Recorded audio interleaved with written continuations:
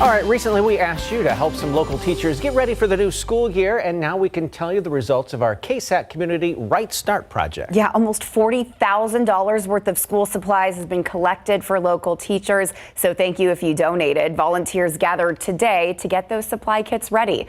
Hundreds of volunteers met this morning at Masters Elementary School in Converse. They started working on supply kits that'd be given to teachers from Somerset to Judson ISD to help them get ready for the new school year. Thanks to United Way of San Antonio, Bexar County, and our KSAT community, we were able to gather school supplies for teachers that needed them the most. We're super grateful that we had over 100 volunteers this morning. They value the work that we're doing to help students be successful, to help teachers be successful, and they want to be able to lend a hand. United Way of San Antonio says more than 31 different schools in Somerset and Judson are being helped with these supplies. Now in its 6th year, they hope the Right Start project continues for many more to come. Hi, we've been trying to reach you about your car's warranty. Just kidding. Has it been a while since you've had one of those annoying calls? Well, it has to do with a $300 million fine handed down this week by the FCC. The agency says it took down the largest robocall scam network they've ever investigated.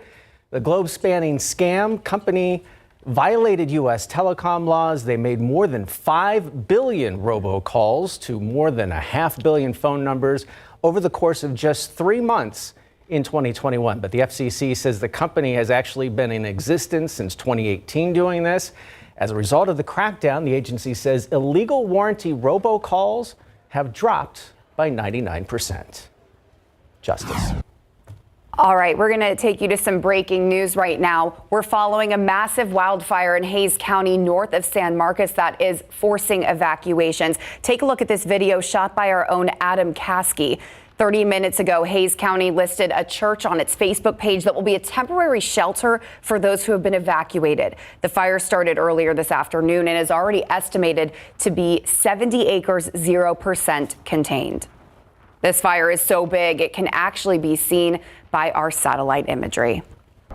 It certainly can, as well as the radar, because of course the radar looks at particles that are in the atmosphere, so it's picking up on that, as well as, yes, satellite. You can see this here. This is a loop over the past 3 hours near Wimberley and between San Marcos and Dripping Springs. That's where we have that smoke plume that is being lofted into the air. Of course, fire danger is a big thing that we're talking about this weekend. That continues into tomorrow, just with the dry grasses, lower afternoon humidity, as well as breezy south winds. We'll talk all about it, plus more heat after the break. Take a live look outside on this Saturday afternoon. 104 degrees. Perhaps my least favorite thing I saw this week from the weather department was it gets worse before it gets better, but hey, it gets better eventually. There's always a light at the end of the tunnel. The tunnel's just a little longer right now. Very long tunnel. Yep, exactly. Because Tim's right. We're actually going to see temperatures build by a couple of degrees over the next few days because that heat high is actually strengthening as it moves over the state of Texas. Still is a little hope maybe by next weekend and into the beginning of the following week we could see a subtle pattern change, but just too early to tell on exact details. So in the meantime, here, of course, are the latest headlines that we'll be following. To wrap up the weekend tomorrow and head into the upcoming work week, more record-challenging heat in the forecast. Daily triple digits, closer to 104, 105, potentially even 106 by the second half of next week. And yes, because it is so hot, it is so dry out there, we see dew points drop off into the afternoons. Elevated fire danger is still going to be a big story in the days ahead. And this is also one of the reasons why we still don't have any notable rain chances in the forecast, and not even a cloud in the sky right now as we look back outside with live cam. Plenty of sunshine. 103 degrees officially over at the airport. Dew points, yes, dropping. Winds also have been picking up a bit more in the afternoon and evenings, currently out of the south at about 10 to 15 miles per hour because we once again managed to climb into the triple digits this afternoon. Today makes the 40th triple digit day here in San Antonio so far this year. year, and we will continue to climb up this list, surpassing 2013 for the 4th top spot for the most triple-digit days in a year over the next couple of days, because yes, more opportunities are definitely in the forecast. So here's your KSAT 12-hour forecast for tomorrow.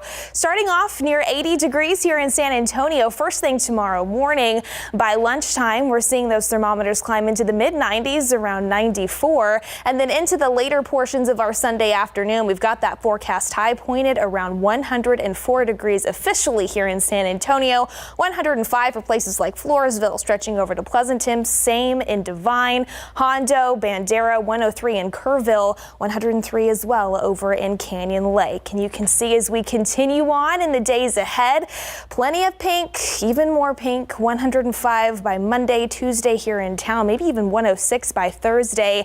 Daily chances to come close to, tie, maybe even break the existing record highs that we have in place. We'll continue to monitor that closely. There's high pressure. We've got 2 centers of it right now, but still dominating the state of Texas weather pattern. You can see all of the rain and even severe weather floating around the northern edge of those high pressure systems. And that is still going to be the trend, not just tomorrow, but over the next 7 days. That rain making energy just floating around the Lone Star State. So we stay dry here in San Antonio, and we desperately need the rain. Latest drought monitor that was released Thursday morning continues to show most of south central Texas under some classification of drought. Of course, still the extreme to exceptional drought in place. Northern Bexar County stretching up into the hill country. So because of that, high fire danger is still going to be a big thing this weekend and really in the days ahead until we get some decent rain here in the forecast. So here are just some safety reminders to keep in mind. No campfires or burn piles. Avoid using tools that could create sparks, especially outdoors. Dispose of cigarettes properly. Don't drag trailer chains, because those of course could create sparks outside as well. And don't park recently driven vehicles on dry grass. That's a big one as well. So yes, a lot of numbers here on the 7-day forecast. We'll just have to keep powering through, and then yes, maybe into next week, a subtle pattern change. We'll continue to monitor that in the days ahead, guys. Thank you, Mia. And I know we've been talking a lot about wildfires. We do have a story we're putting together in full at 10, so make sure you stay tuned for that. We're talking to some local firefighters about that. I'm going to tune back in when we get to it's the better part. Thanks, Mia. All right, it's not very often we get to welcome new faces here to KSAT 12, but we get to do that right now. Let's welcome our new sports anchor and reporter, Mary Rominger. Thank you. It's an honor, and we have some good stuff coming up. Our big game coverage previews bring us to Dehennis High School. Good stuff there. And the Cowboys' offense is shaping up to be something exciting. We'll tell you more after the break.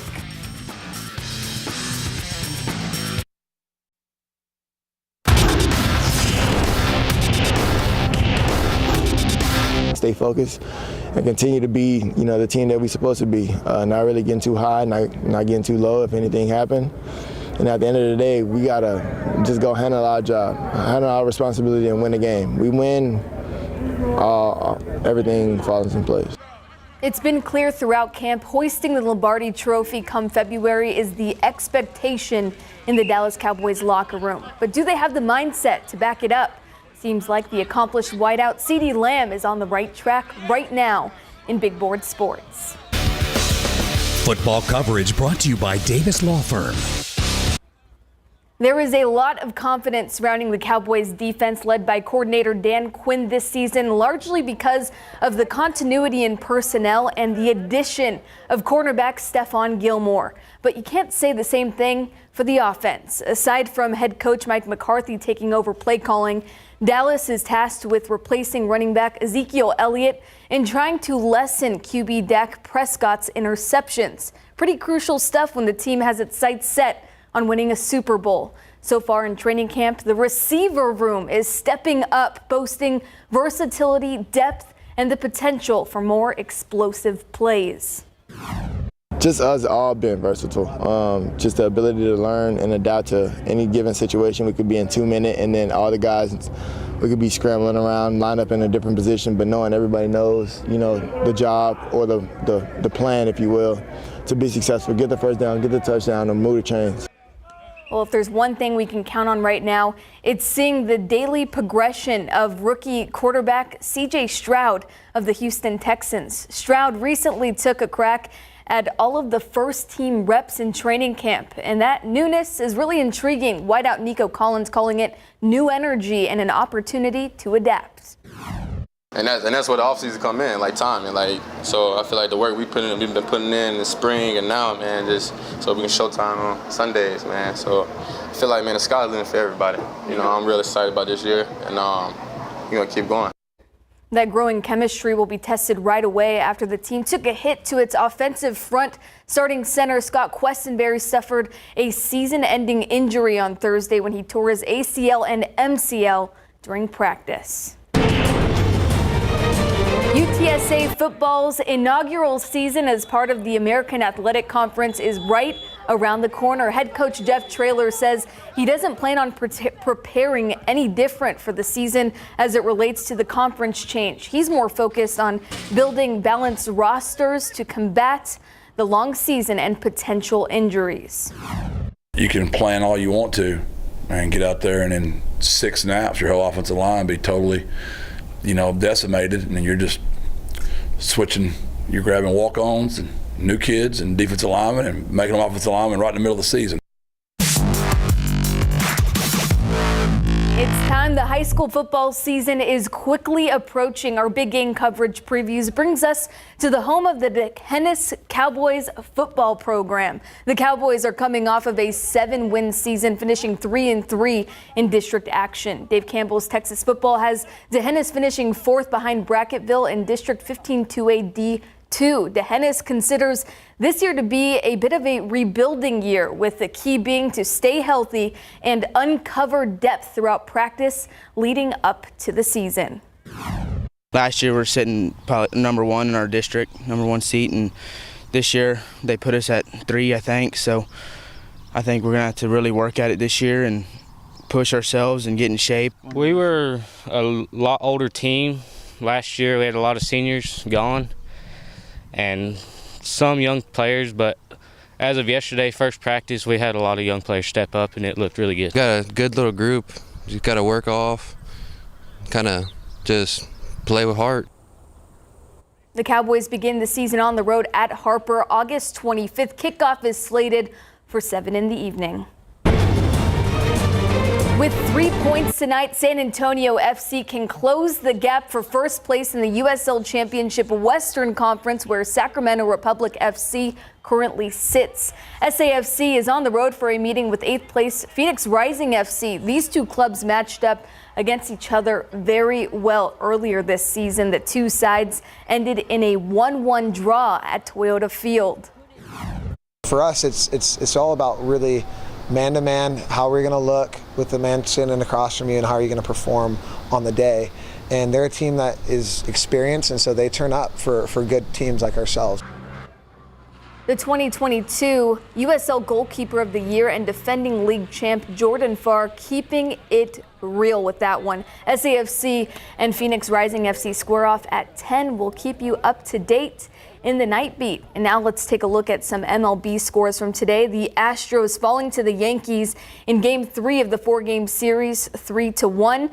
And right now in action, bottom of the 7th, I believe at this point, the Rangers are ahead over the Miami Marlins, 8-6. Marlins took Game 1. How about that? Yep, they just wrapped up the 7th there. Excellent job. Welcome again to the team. I'll apologize in advance for my behavior on Saturdays in the fall when college football starts, especially when Ohio State's on. Yeah, it's going to be him and not me. I'm very nice. We'll be right back. Thanks so much, Mary. All right, more elevated fire danger concerns and, of course, more heat in place over the next several days. Plenty of triple digits on the 7-day, so definitely find more ways to stay cool as we keep on powering through. We can do it, guys. I believe in us. I think we can. Deep breaths. And I think we can. We'll see you back here for the night beat at 10. Stay safe out there. Have a great evening.